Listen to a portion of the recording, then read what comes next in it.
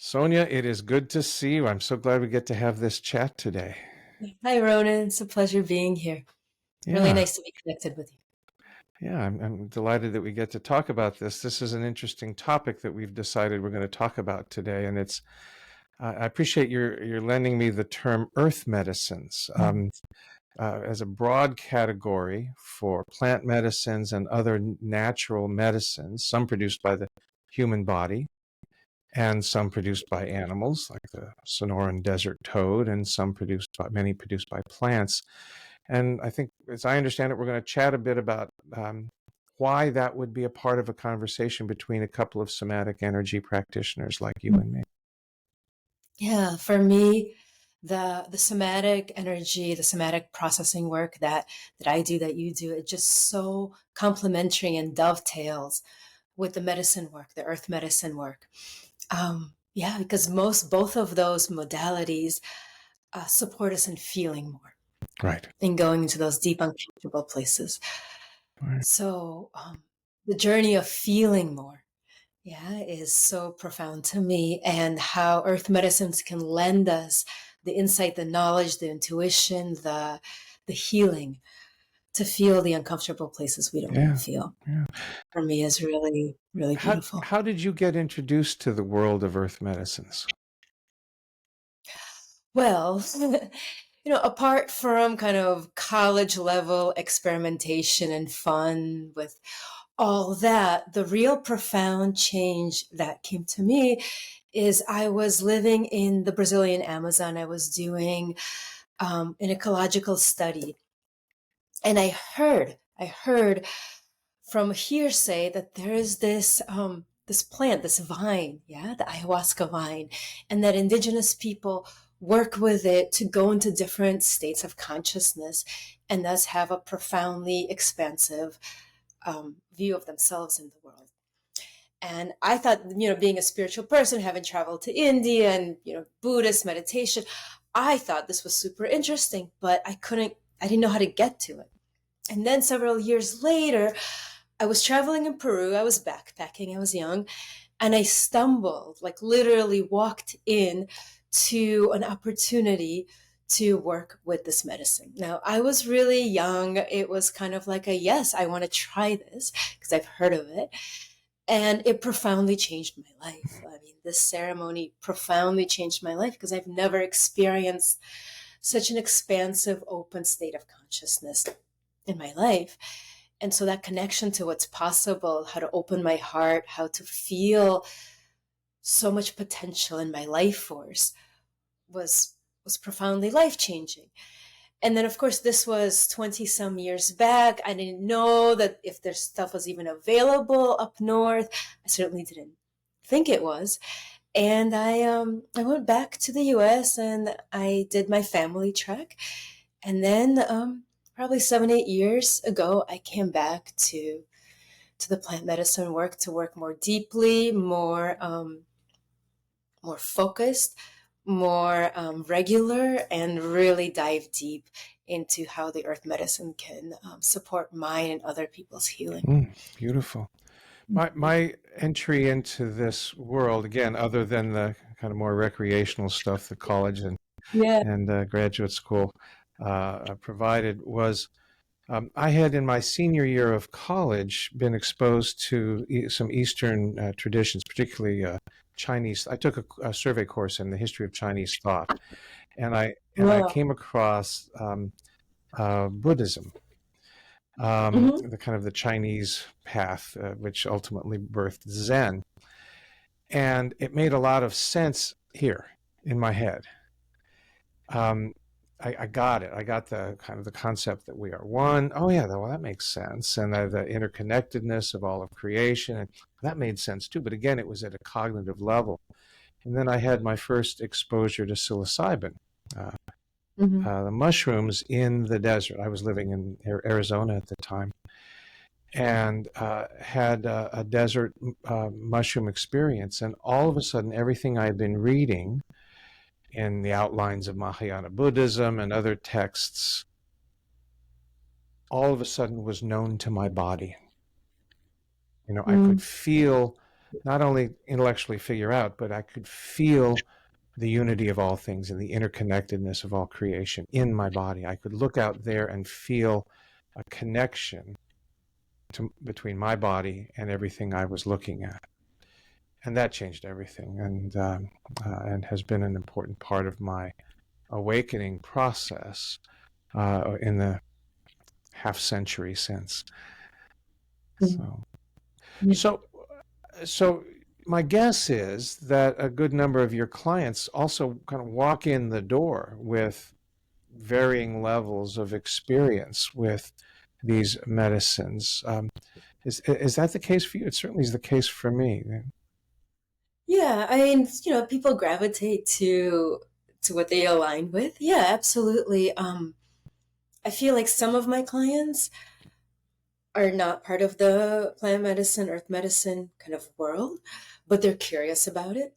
Some have had like several breakthrough or really deep experiences that they can't really make sense of without integration. Mm-hmm.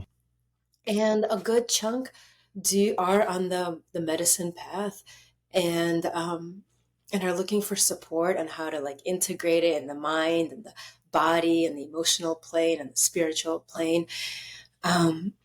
Yeah, because if we don't if we don't integrate and make sense of it, it's just a peak experience, Right, right?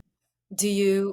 What is your take on it? How do you work? Um, I would say a minority of my clients walk in the door with that experience, but some do. Um, Mhm.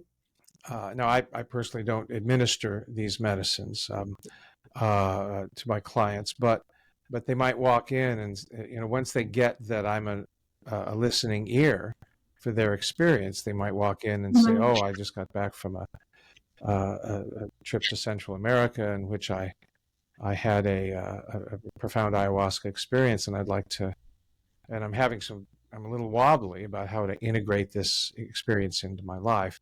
And so Mhm. then that becomes a thread in our ongoing work, both conversationally and somatically, going forward. Is there a particular approach you take when your clients come to you for support in integrating these powerful experiences? Yeah, and actually, like I'm just starting right now a program of integrating retreat and plant medicine dietas, so ayahuasca Mm-hmm. dietas, master plant dietas, because those are really deep, like front to back works that are 2 weeks, sometimes a month in, sometimes longer. And I've been asked for, by retreat centers to offer this work, and so I'm right now developing it. And what I find is that people come into an experience, whether it's a retreat or even a once-off, and they just feel so connected, Mm-hmm. so connected to themselves, so connected to everybody else, to the world, to life, to life. And then, like we were talking just before we did this recording, we come out of retreat and we have a contraction. Right. And it's normal. It's normal to have a contraction. I just did a weekend, with my beloved doing medicine work, and then we come back and we start fighting because we're like contracted. It's not this open, expansive place anymore. It's like, okay, we'll take a time out. We'll take 3 hours out to deal with ourselves. And so it's like, how do we process the contraction? Because it's normal that when we expand and we go into to the experience of the past, right, that we come back from, there's this contraction that happens. And so it's not that contraction is bad, right? It's not wrong to contract, but how do we do it consciously? Mm-hmm. And what are the goodies that we can take from the contraction? Because the contraction is showing us the places that we don't want to feel, Right. right? It's showing us the places where we feel abandoned, the places where we feel not loved, the places where we feel powerless in our bodies. And so exploring those places during the contraction, I feel like can really harvest a lot from the expansion. Right. Oh, I love the way you say that. Yeah. I sometimes have called that working space or working territory.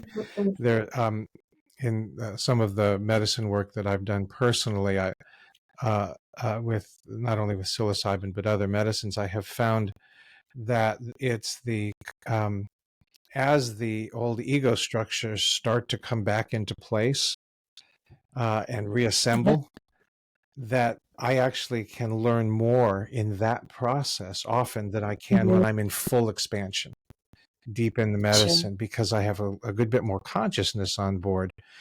And interestingly, I've been supported by great teachers who have been walked with me every step of the way. Um, and with their support, I've been able to see or introduce an element of self-love and self-compassion as I Mhm. watch these hurt places within me start to reassemble into something recognizable, like a personality.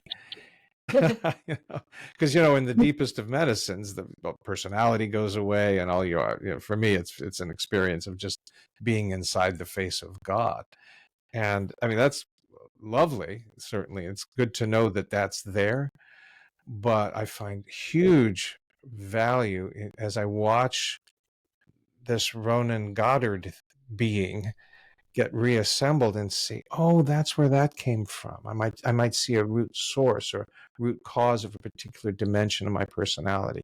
And I found a good bit of self-compassion in that process. And so I think when you talk about the integration in the contraction, that's what I think of. It's the contraction is Mhm. really where the good work for me has done very often. Yeah.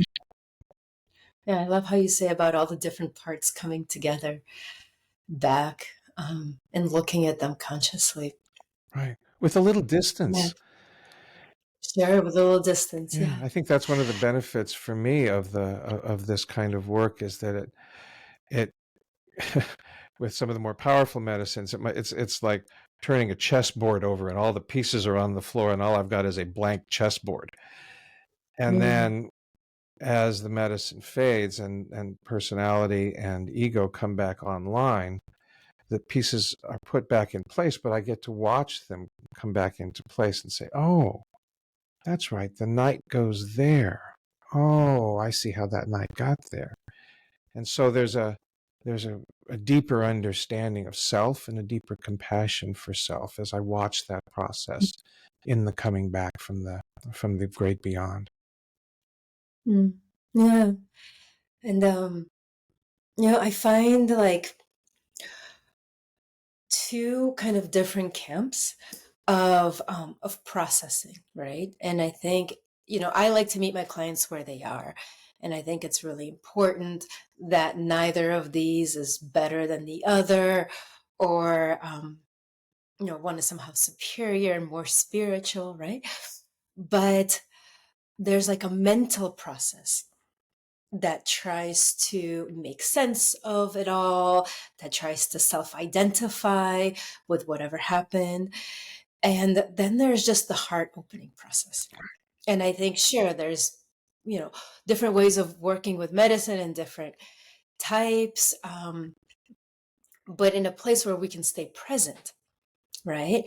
And stay present with whatever is. May it be, even a 5-MeO experience. Like, can we stay present with it Mm. and not go into some sort of like a place where we lose our consciousness, right? And we just have some sort of a melt away. But can we really stay conscious? Or with ayahuasca, psilocybin, like how much can we stay present and not go into a mental story about what's happening? Right.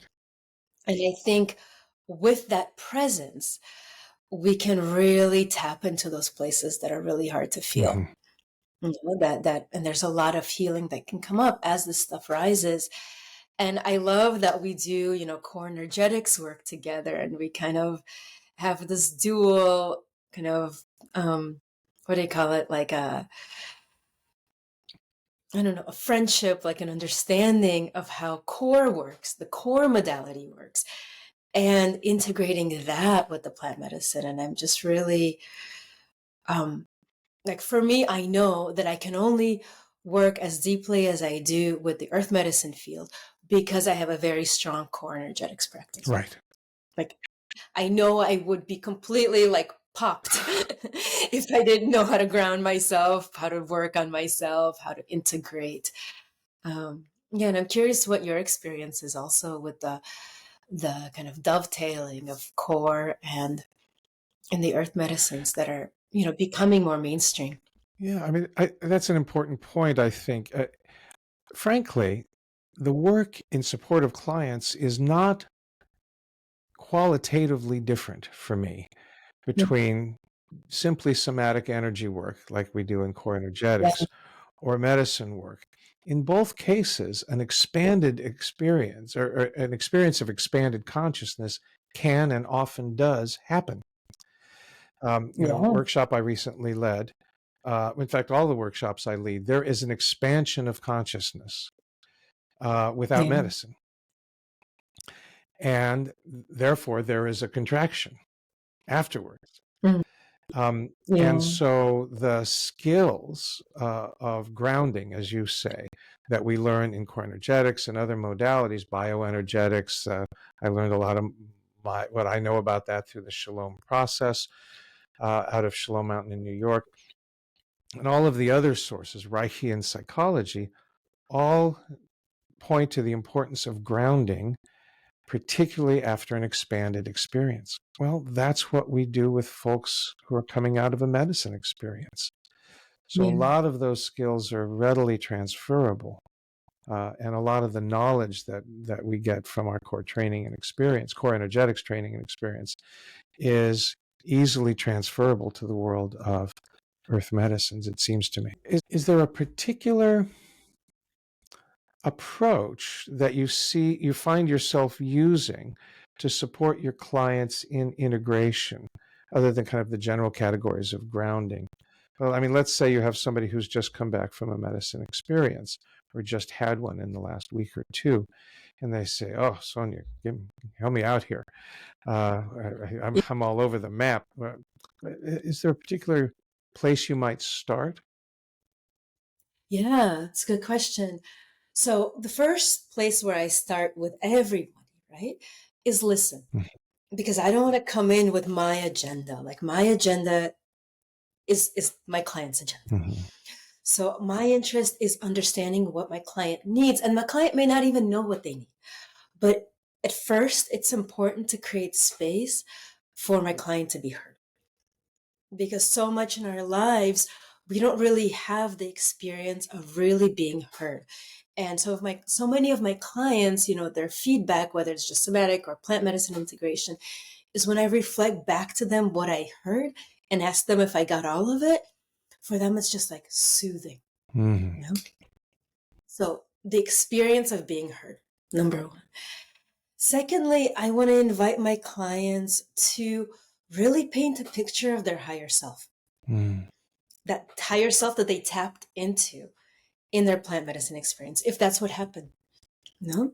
If that's what happened, if they could touch that place that felt expansive, that felt open, just want to invite them to envision what that higher self would manifest in the world, how they would look, how would they talk, how would they connect to people, how would they walk through life, what would they create, what would they eat, what kind of relationships would they have, to really envision that higher self with them and have that higher self be like their companion on the journey.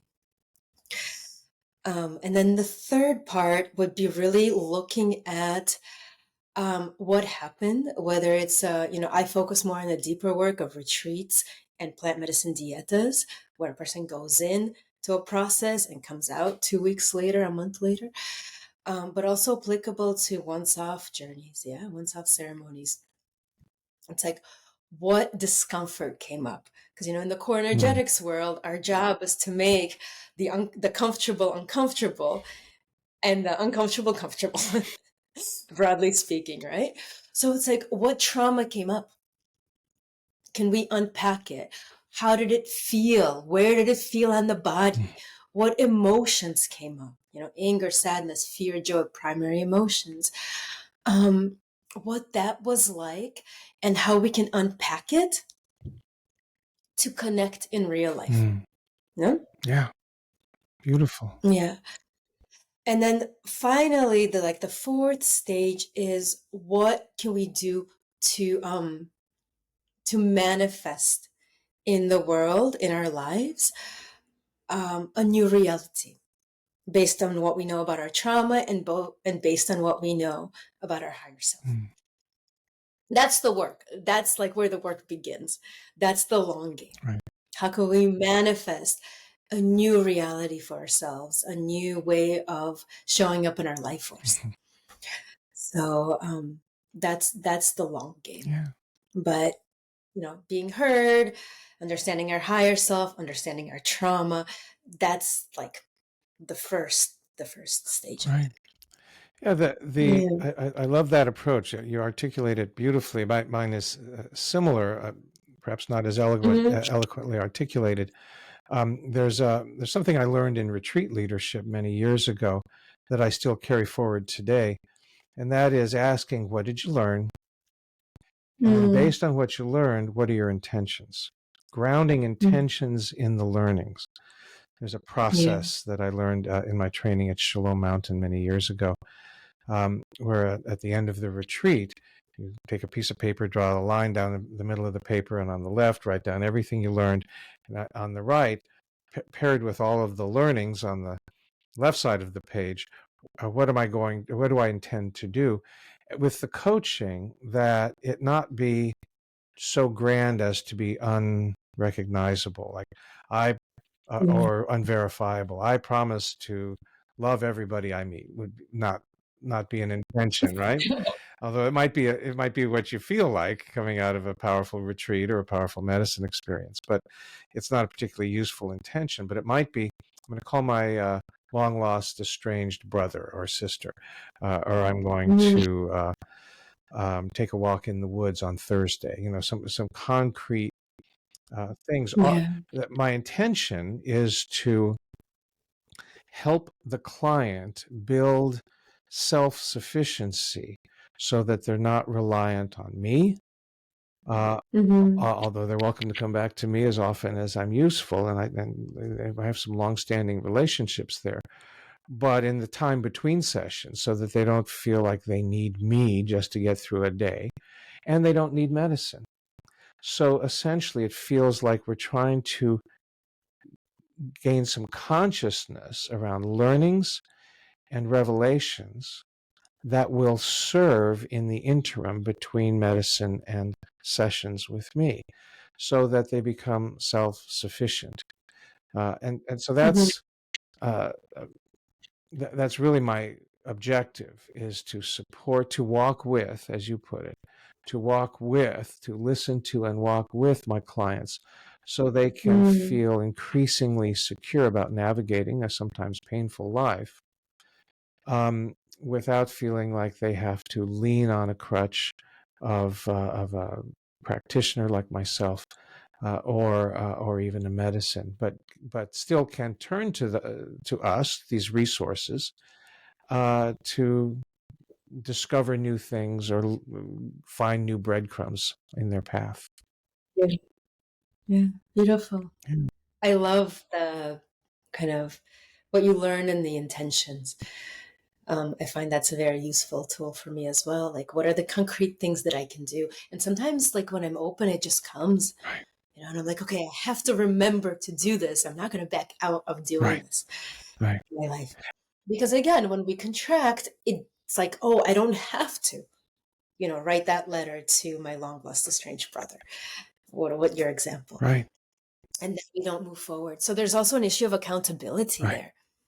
It's also one Yeah. of the reasons I like group work so much, both in the non-medicine world of workshops and retreats that you and I lead, but also in the medicine work, to have 2, 4, 8 people in a group, because they serve as a kind of a reflection, and a verifiable, did that really happen? You can kind of turn to these folks and say, what was that like?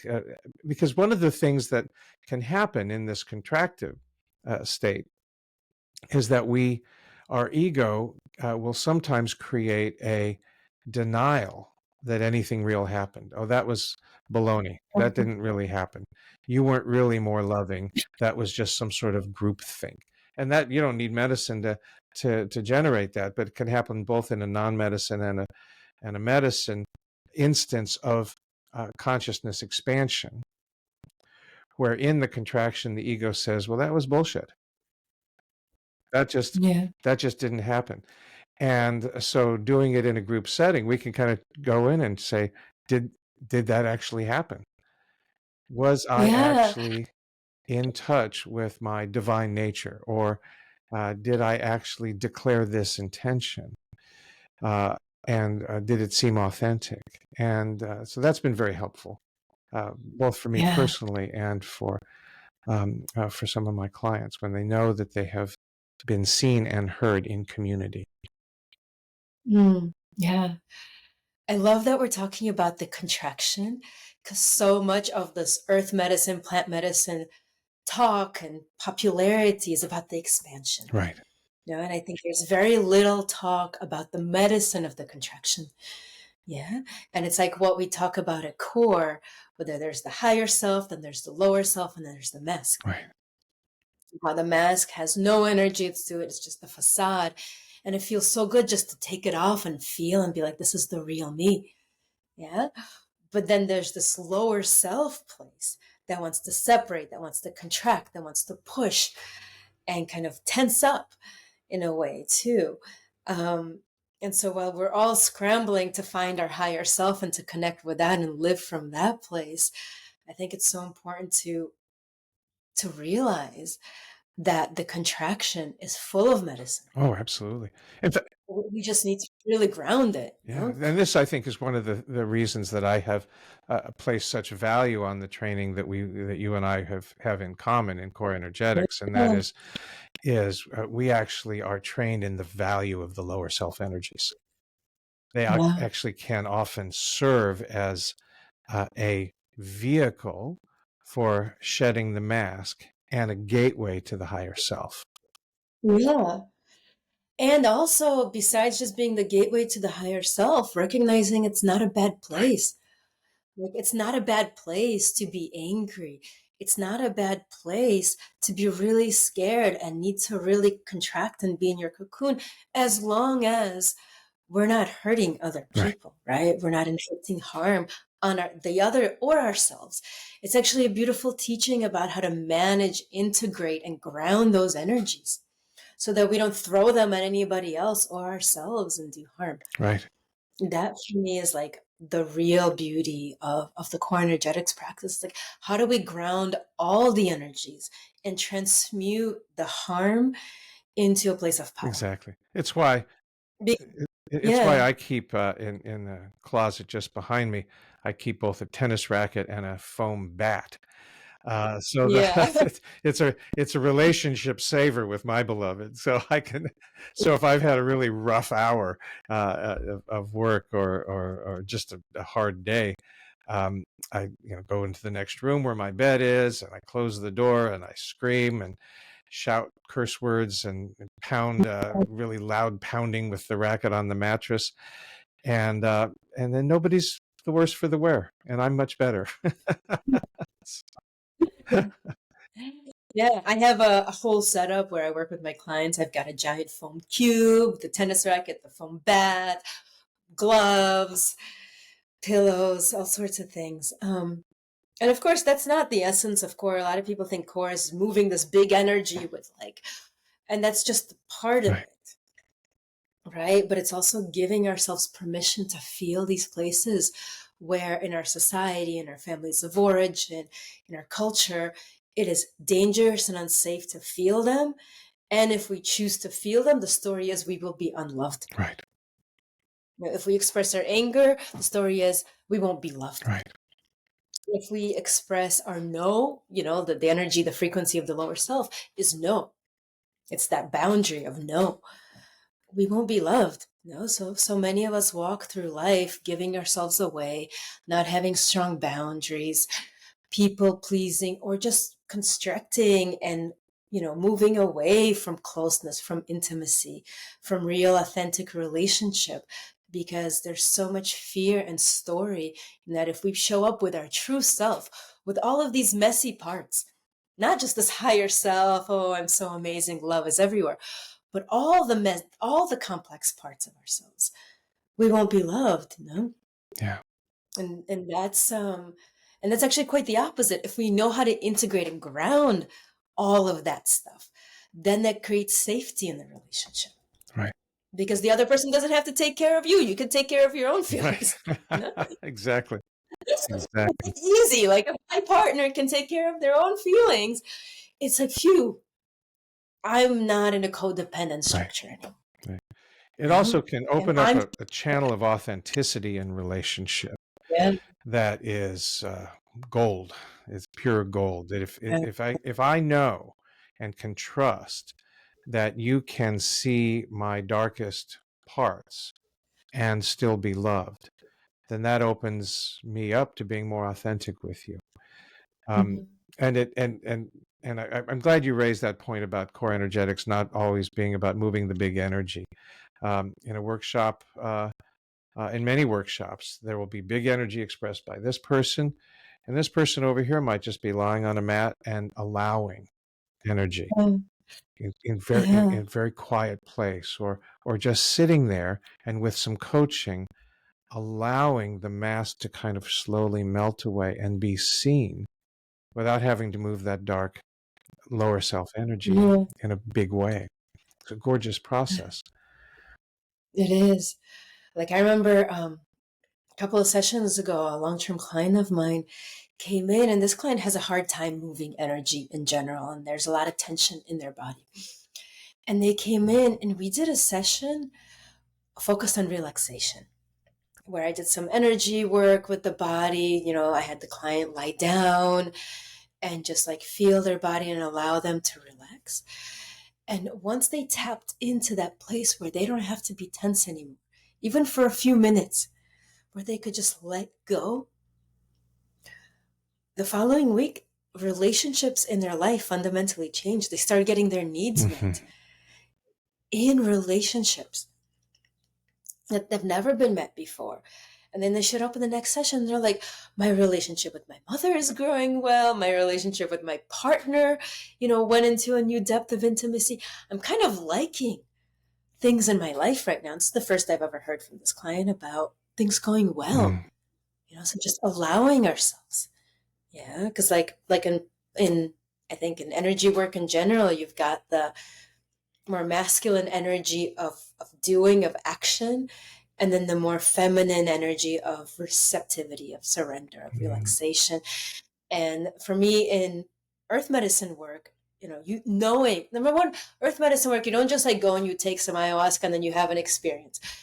It's a process of learning how to work with the medicine. Hmm. Same with 5-MeO medicine. Like it's not just like what happens to me.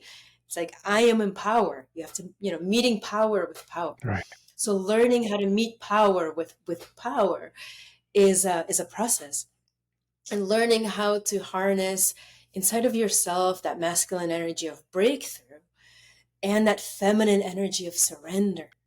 And usually they're two sides of the same coin, right? The breakthrough and the surrender, and one comes right before the other. Right. The breakthrough comes before the surrender, and the surrender comes before the breakthrough. And so it's absolutely just like working with core energetics. We start to learn how to work with our energy. We start becoming more conscious of our wounds, of our patterns, of our energy, of our feelings, of our body. It's more of an embodied experience. Same with earth medicine. Like we start learning how to become allies Hmm. with the plants, with the medicines on the journey and work together. And for me, that is really a teaching that I support my clients on as well, who choose to take the earth medicine journey, how to work with the medicine Yeah. and not just have be like a passive recipient, Right. on the Right. journey.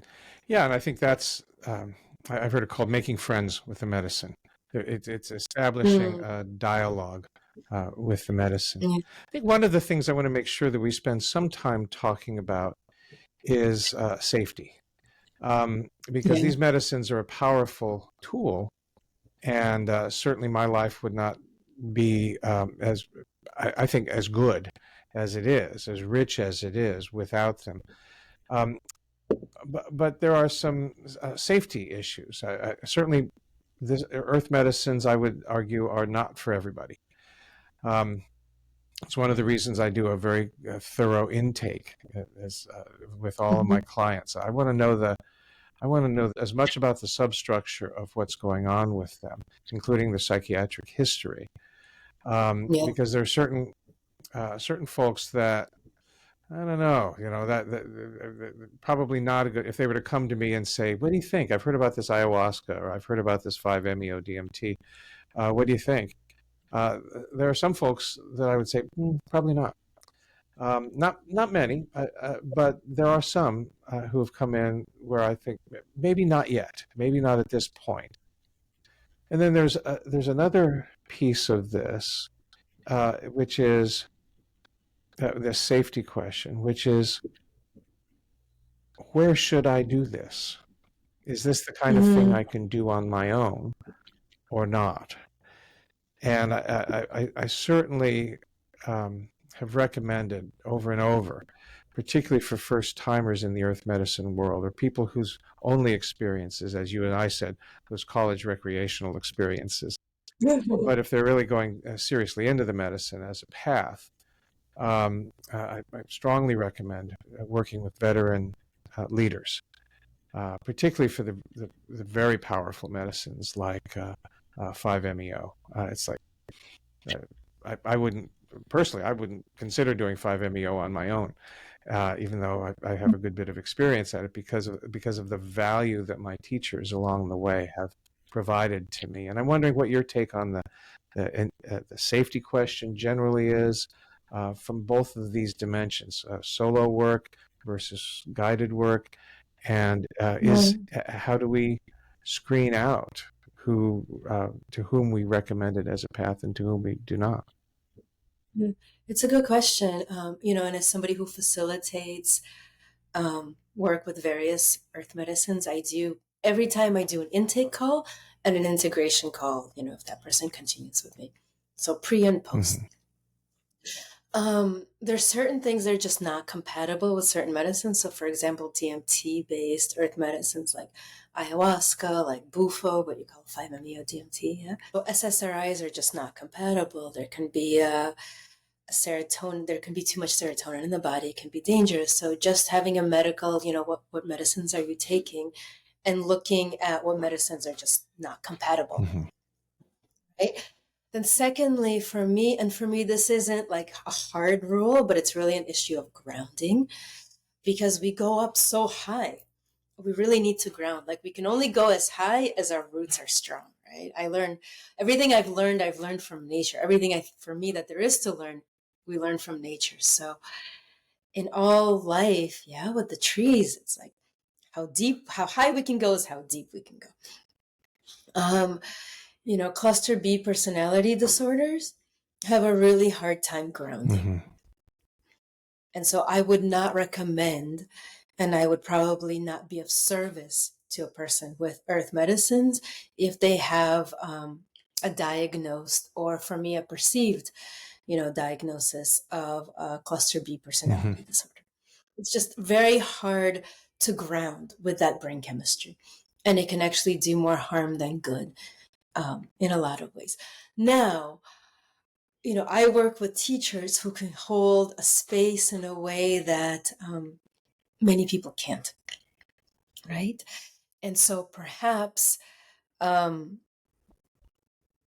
a lot of mystery, there's a lot of unknown. And so I say this with a lot of humility too, about what is in service and what is not. There's so many unknowns in this place. One thing that for me is really important is a sacred container. So now that there's all this academic research and all these universities are doing trials with psilocybin, and you see these kind of white hospital type of rooms, and people are lying flat, and there's an eye mask over, and then there's a person next to them taking notes about what the person is experiencing. That for me is from the mind to the mind. So the transmission is from the mind to the mind, and then we're still in a mind story. Oh, I saw a giant anaconda, and the anaconda spoke to me, or whatever mental loops that we go on in our daily life happen in the plant medicine journey. So my work with plant medicine is really how do we take the journey, the longest journey, right? From the mind to the heart. Hmm. And how do we open the heart? That's the work. How do we open the heart? And then we can move that energy through the rest of our body. We can connect to ourselves and to others from the heart. Hmm. And so, whenever I am in service with earth medicine, for me, it's always a sacred container. I create a sacred container that feels in harmony with divine love, with divine truth, with my divine essence. Right. And as a facilitator, whatever's coming up in me, like if I feel like I'm not enough, or maybe there's a mental journey for me, that's my medicine. Hmm. That's something for me to work through so that I can be of service to my Right. client. I So a really lot of love that you're stressing the setting and the container building. And for those not familiar with the language of container, I think what you and I both understand that to mean is about set and setting, so that the environment in which the work happens has a an ability to create a relatively safe place, as long as the kind of wild west of a human interaction is there. Is no place is completely safe, but we can create brave spaces so that people can find the courage in themselves to take on these rather profound issues of self and consciousness. Mhm. I know a young man um, who was on the verge of going to his first teacher assisted 5-MeO experience, and he said, "Well, I've had this at festivals." And I said, "No, you Mhm. haven't. I have." I said, "You may have had a similar chemical at a festival, but you have not had this experience." And the Yeah. report back later was, "Oh my God, it was a completely different experience," even though he had had on multiple occasions exposure to a very closely related chemical, because he had not had it in the context, the very sacred context of a ceremony led by a multi-decades experienced set of teachers in a community that had been consciously created, in a small community that had been consciously created. Um, the It was a radically different and much more positive experience. It's a little bit like, I mean, if you and I were at a festival and somebody walked up and said, "Hey, I hear you're, you know something about core energetics. Can we move some energy right now in the middle of this festival?" It's like, no, I don't think so. So it's like that. It's the importance of creating a place where we can actually do the work of consciousness in a safe place and be held. Yeah, absolutely. And this issue that you touched upon of like lineage, Hmm. like my biggest gratitude, I'm so grateful to my Right. teachers, who carry the work with such integrity, such profound truth, and in service to truth, and in service to love. And it's not that they're perfect humans without any of their work to do. Like, that's not what I'm saying, even though we can project that on our teachers, Right. right? But there's so much knowledge that is passed down in a good way. And in that, the work is from the heart. Right. Because it's like, there's so much. I live in Washington, D.C., where most earth medicines are now decriminalized. Hmm. And so all of these churches are popping up like mushrooms, ayahuasca churches, right? Psilocybin, this and that. Everybody's a facilitator. And it's like, where is this coming from? Is this to validate your sense of self so that you can be loved, right? Or is this something that is deeper, that is heart based? Because if we're doing this work from that wound of needing to be loved, from that wound of needing to be successful, from that wound of connecting, of being disconnected and wanting to connect with community and be the leader and have something that other people want, Right. right? That seduction element of it, or feeling that hole of not enough love. That is the wound creating more wounds. That's harmful Right. in many ways. And so I give so much thanks to my teachers for carrying the work with such integrity and such humility and offering me the chance to learn that, Mhm. you know, forever to follow in those Right. footsteps. Yeah, if the come from is from a place of service, Mm, then there's a quality of the work in which that commitment to service shows up.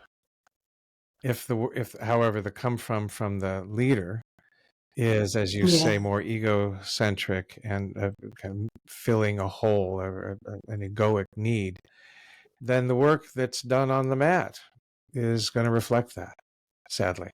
Yeah. I too have been blessed with service-oriented, experienced teachers who have for whom this is not their only work. It's not just that they went to Peru one day and discovered some really cool plants and came back and said, now I are a teacher."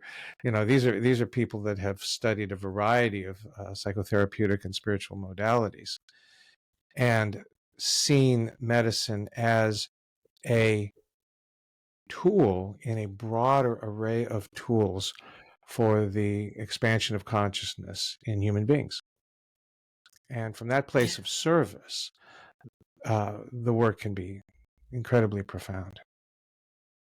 Yeah. And it's like, it's not that it's just like this medicine there for us to take. Like in our capitalist Western society, right? There's this mindset that something on the outside is going to make me feel better. Right. So I have a headache, I take my Tylenol. I feel like I'm not beautiful enough, I buy the thing. I want to show there's this external is going to heal the Right. internal experience. And there's a real danger of that mindset being transplanted into the earth medicine field. It's like, oh, I drink ayahuasca, ayahuasca is going to heal me. Right. You know, like this. I smoke some bufo, I am going to be a new person. And so while, we can receive healing, we can receive an expansion of consciousness, it's like, that's not how it works. Right. There's nothing external that's going to make me feel Right. better. No amount of ayahuasca is going to make me feel better. And these plants, these animals, there's an incredible intelligence there that is beyond what I can understand. These are beings of profound frequencies that we can just get to know and get to know, and through this allyship can understand how to heal Right. ourselves. So it's like when you say, "Oh, I don't want my clients to be dependent on me." It's like, yeah, like we don't take away power from Right. people. The shamanic way in all cultures of indigenous cultures of the world is like, how do people take their power back? Mm-hmm. That's So we don't give our power away to the ayahuasca. We don't give our power away to the bufo. And that's how I support integration. How do we cultivate our own inner power right. and not give it back to the facilitator, to the shaman, to the medicine, to the cool modality? How do we really take our power as ourselves? Yeah. I'm Yeah. I'm of a generation of people whose first exposure to this connection between medicine and the spiritual or consciousness path was through Ram Dass's first book, "Be Here Now," which Yeah. I was just coming into consciousness when that came out in the Yeah. 70s.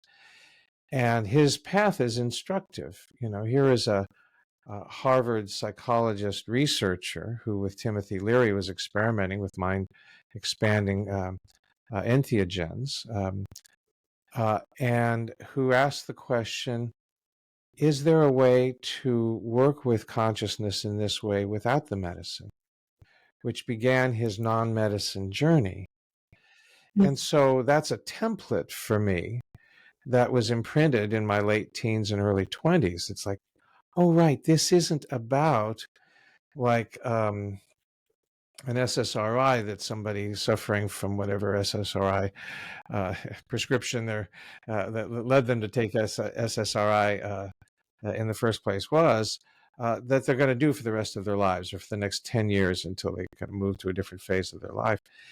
This is possibly just a portal to a non medicine path that may only call for medicine every few years as a kind of a tune-up.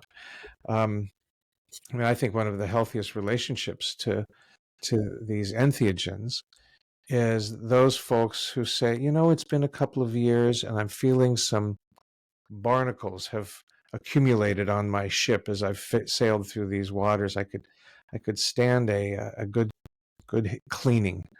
And so they might go in and for a facilitated process, kind of scrape away, get back to the core of who they are. And so that the memory of that space is fresh with them. And then they might not go back for another year or 2 or 5. Because it is, as you say, it's about taking the power back, not finding a new crutch, a new thing. And the great thing about these medicines is that unlike so many of the other medicines out there, whether they're over the counter, prescribed, or class 1 medicines, are addictive. Or pizza. I'm going to treat my depression with pizza. These are dependencies, and these particular earth medicines that you and I are talking about are not inherently addictive. They don't call us to that. So I think that's a particularly healthy model, and that is the portal model.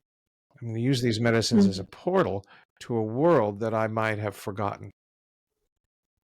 Yeah. And then in my non-medicine space for years afterwards, I can bring that back. I still remember my first psilocybin experience literally 50 years ago this year. I can feel it in my body. It's not just a cognitive memory. I can feel it.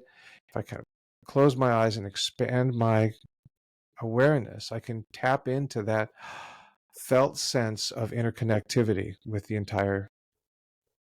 with all of creation. And, Beautiful. and that's a wonderful thing to be able to call on, even if I haven't done a particular medicine in a good long time. Yeah, absolutely. And I think really it depends on the individual and, how their life is. The more I work with earth medicine in a very regular way, and I do have a very close, intimate relationship with some of these medicines that I really connect to, the more sober my non-medicine life is, the more grounded, the more present I am in my day-to-day life as well, because I feel more connected. And of course, we can become addicted to anything, right? One of my first teachers said something profound. She said, our consciousness is like a snow globe. Yeah. And in the middle, there's a sheet of ice. And everything above the sheet of ice is our conscious, that we're consciously aware of. And underneath the ice is the unconscious that rules most of our life, right? Unconsciously.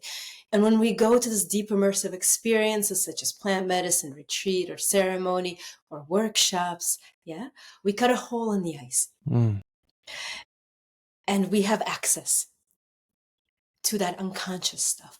And we're like, wow, I can feel so much. I can be more conscious, so much more conscious. But if we don't do the work to keep that hole open and expand it even more, it ices over again. So absolutely, I know people, right, who can become addicted, who have become addicted to these peak experiences if we don't do the integration work, because that's the connection to feeling more, to being more connected. It's like I need to drink earth medicine to feel more connected to myself or to others, to the world, to creation. And that's not true, but absolutely we can become addicted. Right. And and as I continue the deeper work, with dietas, and I go to master plant dietas twice a year, I find that it really strengthens my ability to be present. And the more present I am with myself, the more healing I do for myself, the more present and healing I can offer to others. Because you can only take people as far as you've gone yourself, right? Right. So it's a matter of how far we want to go too. Yeah, and be in service in that way. Beautiful. Yeah. What have we left out, Sonia? Oh, infinite, infinite. Um, I don't know. Do you have anything that you've left out? Nothing really comes to mind. I think we've covered the waterfront pretty well, Sonia. And I'm so grateful to have this conversation with you. I think it's an important conversation, particularly um, as you say, the laboratories are starting to catch up. The Johns Mm. Hopkins research and elsewhere that has been done with some of these entheogens that's starting to debunk the notion that there's no therapeutic value to them.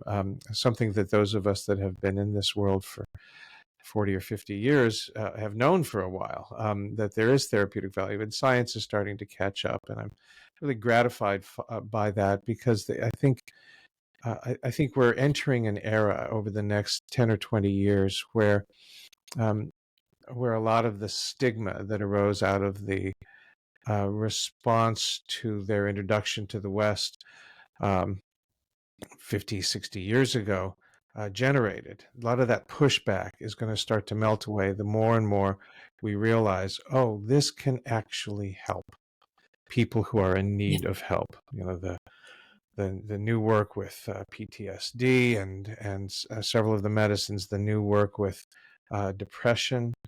It seems like every day a new study comes out and says, oh, microdosing psilocybin can have profound impact on depression. Fabulous. The more that happens, the more important conversations like this one that you and I are having about how to integrate that so that it's not just about the medicine, so that it's what Mhm. is your whole life teaching you that the medicines are pointing at. Kind of Yeah. the old spiritual teacher, the the mistake can be made that it's the medicines, and the old uh, the teacher's the finger pointing at the moon. And a lot of spiritual paths have been screwed up by people getting confused between the moon and the finger that's pointing at the moon. Right? They start worshiping the finger, instead of the moon. And Uh, I think the value of the work that you and I do beyond medicine is going to help people keep their attention on the moon, which is consciousness and awareness, and mm, not get caught up in, oh, it's about the medicine, or it's about my therapist, or it's about mm, going to Peru. That it's really about, I am in touch with my essential nature, which is awareness. mm. And that all of these are just fingers pointing at that central Beautiful. issue that, oh, I am awareness. I love that. So, Yeah. It reminds me, in Native American, cultures, there's this concept of Wetiko.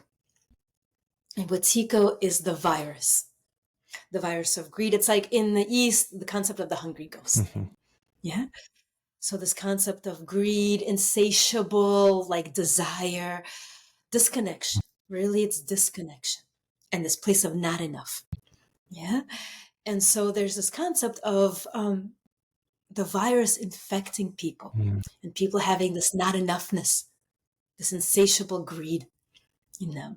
And so, as the world, from my point of view, the world is really infected at large. There's a mass epidemic of Wetiko happening in the world, of disconnection. I mean, look at the depression rates, mhm, right? And in Western cultures, in experiences of alienation and loneliness. Look at how the elderly are treated in our society. So much pain, so much alienation, so much loneliness. Yeah. And so, as this virus of Wetiko really spreads like the plague and causes so much pain and suffering on this beautiful planet, yeah, the antidote is connection, right. right? It's connection to our heart, connection to everybody else. I can look at the sky and see the birds flying, and I feel so connected to the consciousness of being in flight of that bird. and the beauty of the world unfolds through the experience of connection. And that has been the biggest teaching for me of working, in this, what is also called in the Red Road, in the Native American way, the beauty way, Mm. the life of beauty.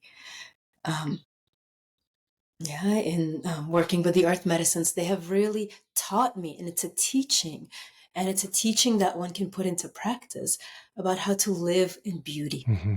how to live in connection. And in that way, the more we step on the road of beauty, and not just like a superficial beauty, but heart based beauty, the beauty of the heart. Yeah, the more connected we can feel, and the more peace and love and freedom and power we can feel in our lives and create from that place. Like we're creating this podcast, Right. like a beautiful, beautiful manifestation of the heart of the journey that we've been on. Yeah. Yeah.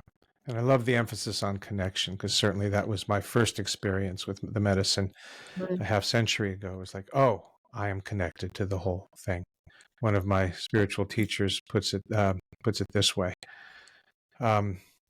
every crisis, whether personal or global, is a crisis of intimacy, where we don't Mm. feel an Look, intimate connection with ourselves, with our partner, or with uh, the rainforest, or the if I don't feel connected to the tragedies on the other side of the planet that are going on, both in the news and outside of my awareness, then I am not intimate with creation. And these medicines offer a beautiful taste of what radically intimate connection feels like, so that we can carry that feeling of connection into our day-to-day life, and hopefully heal at least those crises of intimacy that are ours to heal. yeah, so beautiful. Crisis of intimacy. Yeah. And that brings me really to this power of community as well. The community has moved my life into a Oh, yeah. completely different trajectory, because it offers connection in the healing and the growth. And when I work with my clients, come to me looking for community, Yeah. really looking for community as they step on this path of healing. Mm-hmm. Yeah, they start kind of not resonating with the old ways of numbing, right? Because so much of the world is just, let's go numb ourselves and let's go talk about the weather and numb ourselves with something else and this and that. And so as people step into more consciousness, they don't want to numb, and they're looking for community that can hold Right. that. And so really for me, the way forward into healing individually and collectively is healing in community. And that has been one of the biggest teachings from my teachers that I'm so grateful for in the medicine path, beyond how we can heal with community. And that's not all like lovey-dovey. There's some painful, rough stuff there inside the community fabric as well. But to do it together is profoundly different than to do it Right. alone. In Hebrew mysticism, some interpretations of a notion of Shekhinah, which is Mm, the divine feminine, um, yeah. is represented in the community. So it's in some sub threads of Hebrew mysticism, the Shekhinah and the community are synonyms for each other, and Mm, so they provide a place to be held by an aspect of divinity that, frankly, our species is starving for. And sometimes it doesn't have to be 8 or 10 people or 15 people. It can be just 2 people. One of yeah. my most important teachers in my life came up to me one day. He says, I want to give you a gift. It's the word with. And Mm, then he leaned forward and he said, I am with you.